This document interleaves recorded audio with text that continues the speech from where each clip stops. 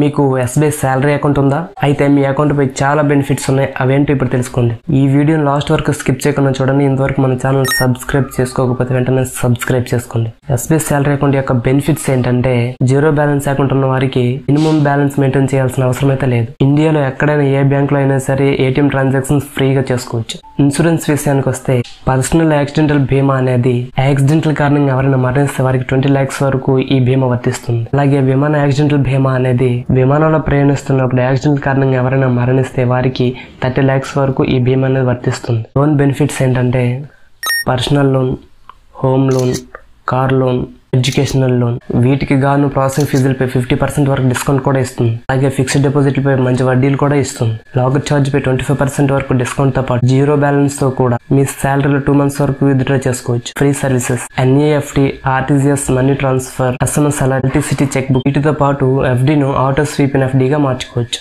మన యొక్క SBI account open చేసిన టైంలో demat and online trading account కూడా ఓపెన్ చేసుకోవచ్చు.